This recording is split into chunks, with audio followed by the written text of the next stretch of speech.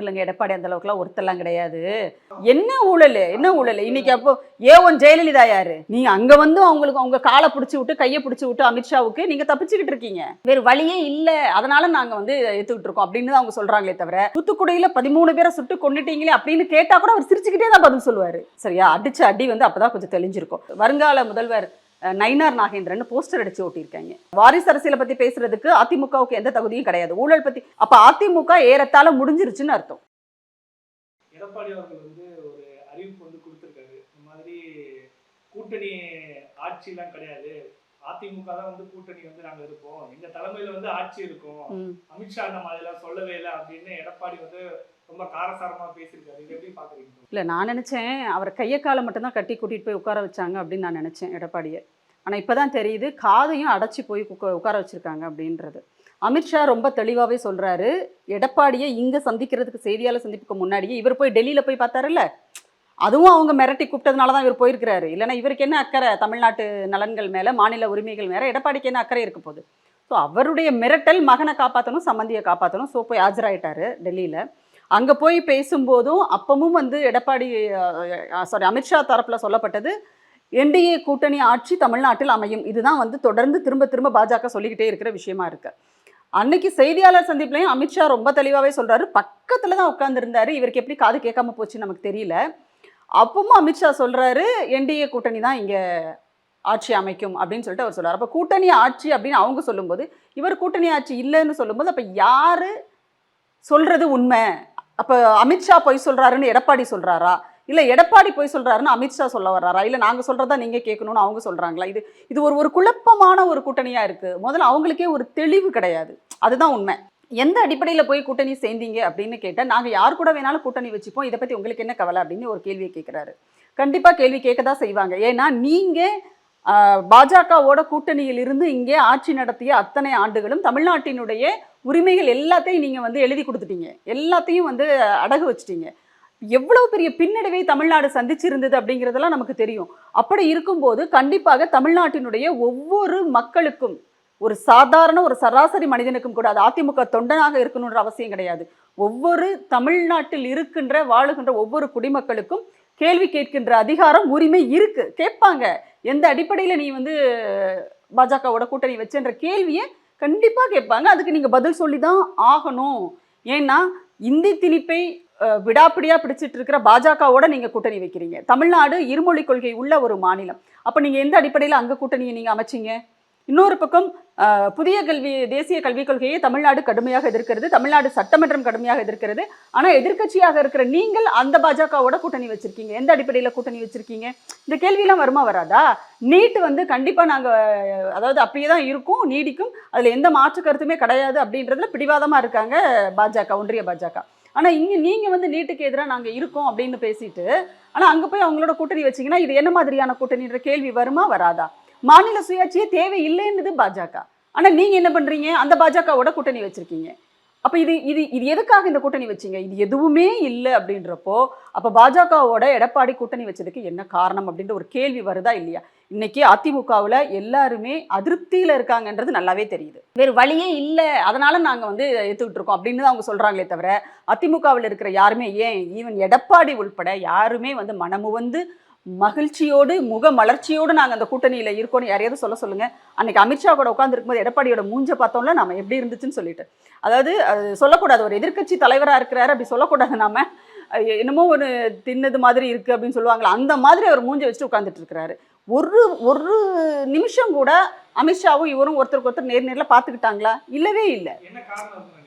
அதுதான் நான் சொல்றேன். அதாவது விருப்பப்பட்டு போய் கூட்டணி வைப்பது என்பது வேறு. அப்படி வைக்கும்போது உங்களுக்கான அந்த முக மலர்ச்சி இருக்கும், ஒரு உற்சாகம் இருக்கும். என்னதான் எதிர்க்கட்சியா இருக்கும், நம்ம அடுத்து நாம தாண்டா ஆளுங்கட்சி, கூட்டணி வச்சுட்டோம், ஒரு பெரிய கூட்டணி அமைய போகுது, ஒரு பலமான அப்படின்ற ஒரு எண்ணம் அந்த அந்த அது உண்மையாக இருக்கும் பட்சத்தில் தான் அந்த மலர்ச்சி அப்படிங்கிறது முகத்துல தெரியுதா. சொல்லுவாங்களே, அகத்தின் அழகு முகத்தில் தெரியும் சொல்லிட்டு. நீங்க யோசிச்சு பாருங்க. கரெக்டா, எந்த கேள்வியை நீங்க கேட்டாலும் சரி, அவர் வந்து தூத்துக்குடியில 13 பேரை சுட்டு கொண்டுட்டீங்களே அப்படின்னு கேட்டா கூட அவர் சிரிச்சுக்கிட்டே தான் பதில் சொல்லுவாரு. சரியா? அப்ப கூட அவர் என்ன சொல்லுவாருன்னா, நான் டிவியை பார்த்து தான் தெரிஞ்சுக்கிட்டேன் அப்படிங்கிறதையும் இப்படியே வந்து 32 பல்லும் தெரியிற மாதிரி சிரிச்சுக்கிட்டே பதில் சொல்ற எடப்பாடி அங்க ஏன் சிரிக்கவே இல்லை, உம்மனா மூஞ்சியா உட்கார்ந்துருந்தார் அப்படின்ற கேள்விக்கான பதில் தான் வந்து இந்த கூட்டணி குழப்பங்கள் எல்லாமே. அன்னைக்கே அமித்ஷா சொல்லிடுறாரு கூட்டணி ஆச்சுட்டு. ம். அதுக்கப்புறம் வெளியே பிரஸ் வந்து கேட்கும் போதும் அவர் வந்து அமைதியா ஆமான்னு சொல்லிட்டு போயிட்டாரு. 5 நாள் கழிச்சு இது சொல்றதுக்கான காரணம் என்ன? அப்பதான் அவர் கொஞ்சம் முழிச்சிருப்பாரு, கொஞ்சம் தெளிஞ்சிருக்கும். சரியா, அடிச்ச அடி வந்து அப்பதான் கொஞ்சம் தெளிஞ்சிருக்கும். அப்பதான் யோசிச்சிருப்பாரு, ஐயோ இதெல்லாம் பேசிட்டாங்களா. ஏன்னா அவர் பேசினது எல்லாமே ஹிந்தியில உட்கார வச்சுட்டு பேசுறாரு. அதுக்கு வந்து சரி பக்கத்துல ஒருத்தர் இருக்காரே, அவருக்கு ஒரு டிரான்ஸ்லேஷன் தேவைப்படுமே, அதெல்லாம் எதுவுமே கிடையாது. இல்ல இதெல்லாம் நாங்க பேச போறோம் அப்படிங்கிறத முன்கூட்டியே ஒரு டிராஃப்ட் ரெடி பண்ணிட்டு வந்து உட்காரணும். அதுதான முறை உங்களுக்கு இல்லையா?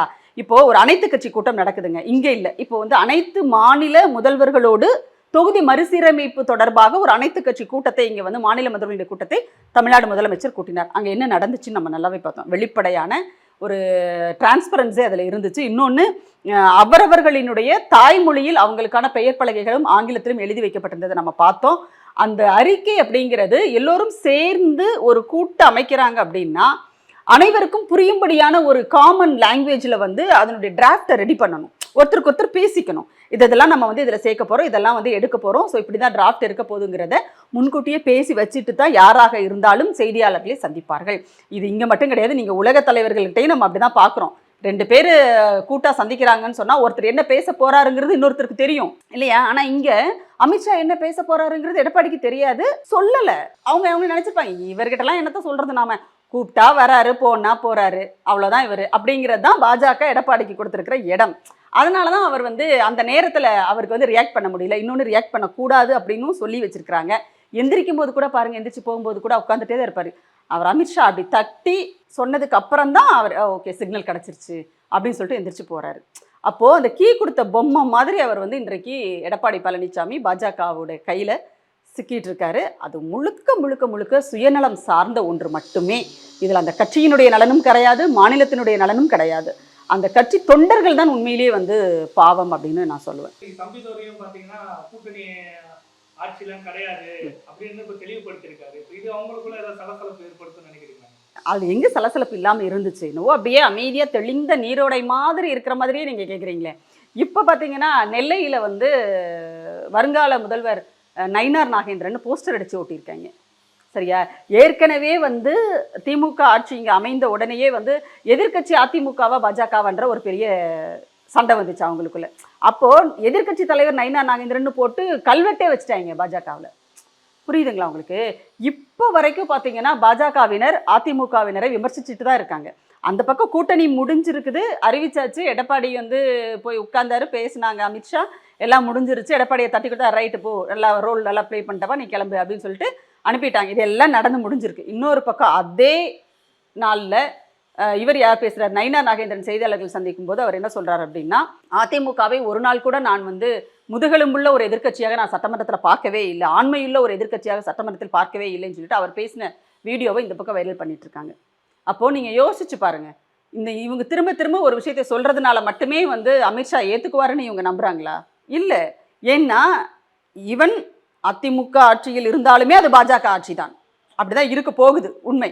ஆனாலும் கூட சில ரெஸ்ட்ரிக்ஷன்ஸ் பாஜகவுக்கு அந்த இடத்துல இருக்கும். ஏன்னா அதிமுகவுக்கு வந்து ஒரு கட்டாயம் இருக்கிறது, தமிழ்நாட்டினுடைய அரசியல் தகவமைப்பு அப்படிங்கிறது இப்படித்தான், இதை தாண்டி நீங்கள் போகக்கூடாது, போனால் மக்கள் வந்து உங்களை புறக்கணிச்சிருவாங்க, அடுத்து நீங்கள் இங்கே அரசியலே செய்ய முடியாது அப்படிங்கிறது தெரிந்துதான் அம்மையார் ஜெயலலிதா உள்பட அப்படிதான் இங்கே வந்து அதிமுகவில் ஆட்சியை பண்ணிட்டு இருந்தாங்க. ஏன்னா அந்த அம்மையார் வந்து முழுக்க முழுக்க திராவிட சித்தாந்தத்திற்கு எதிரானவர். ஆனாலும் அரசியலுக்காக அவர் என்ன பண்ணாருன்னா இதையெல்லாம் விட்டு கொடுத்து இடஒதுக்கீடுக்கு ஆதரவாக, ஏன் 69 விழுக்காடு இடஒதுக்கீடு உட்பட அனைத்துமே வந்து அந்த ஒரு அரசியலில் நாம் இருக்கணும் தமிழ்நாட்டில் அப்படின்னு சொன்னால் இதெல்லாம் நாம் வந்து பண்ணி தான் ஆகணும். ஏன்னா இங்கே பேரறிஞர் அண்ணா அவர்கள், தந்தை பெரியார் அவர்கள், முத்தமிழறிஞர் கலைஞர் எல்லாருமே வந்து போட்டு வச்ச பாதையை விட்டு ஒரு இன்ச்சு கூட உங்களால் நகரவே முடியாது. ஸோ அப்படி இருக்கும்போது வேறு வழியே இல்லாமல் தான் வந்து இந்த கூட்டணி அமைஞ்சிருக்குது. இப்போ நீங்கள் எடப்பாடி ஆட்சி செஞ்சாலும் அமித்ஷா ஆட்சி செஞ்ச மாதிரி தான். ஆல்ரெடி இது வந்து அண்ணா திராவிட முன்னேற்ற கழகம் கிடையாது, அமித்ஷா முன்னேற்ற கழகமாக இது மாறி போச்சுன்றது வேற. ஆனாலும் எந்த தடையுமே இல்லாமல் அவர்கள் நினைப்பதை, பாஜக நினைப்பதை, ஆர்எஸ்எஸ் நினைப்பதை, இந்து ராஷ்டிரம் அமைக்க வேண்டிய அந்த செயல் திட்டங்களை எல்லாம் ஒரு சிறு தடையும் இல்லாமல், எதிர்ப்பும் இல்லாமல் அப்படியே வந்து நிறைவேற்றிட்டே போகணும் அப்படின்னு சொன்னால் இவங்க தலைமையில் ஆட்சி அமையணும் அப்படிங்கிறதான் பாஜகவினுடைய இலக்கா இருக்குது. அதை தான் அவங்க திரும்ப திரும்ப சொல்லிட்டு இருக்காங்க. அதனால இவங்க எடப்பாடி சொல்றது இதெல்லாம் வந்து சும்மா ஒரு பத்திரிகையாளர் சந்திப்புல வேற வழி இல்லை சொல்லணுமே அப்படின்றதுக்காக. ராஜதந்திரின்னு சொல்றாங்க. ஏன்னா அண்ணாமலையை வந்து மாத்திட்டாரு. யாரு எடப்பாடி வந்து ஒரு ராஜதந்திரி. அண்ணாமலையை மாத்திட்டு தான் கூட்டணிக்கே வந்து ஒத்துக்கிட்டாரு. ஆக்சுவலாக அவங்க என்ன சொல்றாங்கன்னா, அதெல்லாம் ஒன்றும் இல்லைங்க, எடப்பாடி அந்த அளவுக்குலாம் ஒருத்தெல்லாம் கிடையாது. யூஸ்வலாகவே இன்னைக்கு எல்லா இடங்களிலும் இந்த தேர்தல்கள் நடந்துட்டு இருக்கு. ஏன் தேசிய தலைமைக்கான தேர்தல் கூட நடக்க போகுது. அதனால இந்த ஒரு தேர்தல் தலைமையை மாற்றக்கூடிய ஒரு நிலை சூழல் இன்னைக்கு இருக்கு. ஸோ அதை ஒட்டி அதாவது என்ன சொல்லுவாங்க நம்ம ஊரில் இந்த காக்கா உட்கார பனம்பழம் விழுந்த கதைன்னு சொல்லுவாங்களே, அந்த மாதிரி தான் இது. சரி, அப்படியே இவர் சொல்லி தான் அவங்க மாற்றினாருன்னு சொன்னால் இது என்ன அசிங்கமாக இல்லையா? இதுதான் நீங்கள் வந்து அவங்கக்கிட்ட வச்ச நிபந்தனையா? ஒரு மாநில தலைவர், அவங்க கட்சியோட மாநில தலைவரை மாத்துறது தான் எடப்பாடி இந்த தேர்தல் கூட்டணிக்காக பாஜகவோடு வைத்திருக்கிற நிபந்தனை கூட்டணின்னு சொன்னா, அதனால என்ன பிரயோஜனம் தமிழ்நாட்டுக்குன்னு நான் கேட்கிறேன். 10 பைசா பிரயோஜனம் கிடையாது. 10 பைசா பிரயோஜனம் கிடையாது. ஆனா இந்த இடத்துல ஒரு ஒரு என்ன சொல்றது, ஒரு இமேஜ் வந்து எடப்பாடிக்கு தேவைப்படுது. ஏன்னா அம்மாவை தப்பா பேசிட்டாரு யாரு, அண்ணாமலை. சரியா, ஊழல் குற்றவாளி, ஜெயிலுக்கு போன A1 அப்படின்லாம் அவர் சொல்லிட்டாரு. அதனால வந்து அதை காப்பாற்ற வேண்டிய ஒரு கட்டாயம் வந்து எடப்பாடிக்கு இருக்கு. அதுக்காக அவர் வந்து அந்த கோரிக்கையை வச்சிருக்கலாம். ஆனா இதெல்லாம் ரொம்ப ரொம்ப கேவலமான ஒரு கோரிக்கை. அவங்க கட்சியோட தலைமையை மாத்துறதுக்கு நீ கோரிக்கை வச்சு அந்த நிபந்தனைக்காகவே நீ கூட்டணி வச்சு அப்படின்னு சொன்னா, இது அதிமுக வந்து அவர் சொல்றாருல்ல, ஒரு என்னது 30 ஆண்டுகள் நாங்கள் வந்து ஆட்சியில் இருந்தவர்கள், இது வந்து பெரிய ஒரு இந்த கட்சி அப்படின்லாம் நீங்க சொல்லிட்டு இருந்தாருல்ல, செய்தியாளர் சந்திப்பில் சட்டமன்றத்துக்கு வெளியில வந்து பேசினாரு. அப்போ அந்த கட்சி என்னாச்சு? இப்போ என்னாச்சு? எம்ஜிஆர் உருவாக்கி ஜெயலலிதா வளர்த்து இன்னைக்கு இவங்க கையில கொடுத்துட்டு போன அந்த கட்சி காணாம போச்சு இன்னைக்கு, இல்லையா? அப்ப என்ன அண்ணாமலைன்ற ஒரு ஒரு சாதாரண ஒரு தலைமை ஒரு மனுஷனை மாத்தினதை வந்து பெரிய வீராவேசமாகவும் ராஜதந்திரியாவும் இவரை வந்து அதிமுக காரங்க பேசுறாங்க, அமைச்சர்கள் முன்னாள் அமைச்சர்கள் எல்லாம் பேசுறாங்க அப்படின்னு சொன்னா, அப்ப அவங்களுடைய நிலை எதுவா இருக்குங்கிறது நமக்கு புரியுது. அவங்க திமுகவை வீழ்த்துவோம், திமுகவுக்கு எதிரான வாக்குகளை வந்து சிதறாம நாம கொண்டு வருவோம் அப்படின்ற நோக்கத்துல நாங்க வந்து பயணிக்கிறோம்.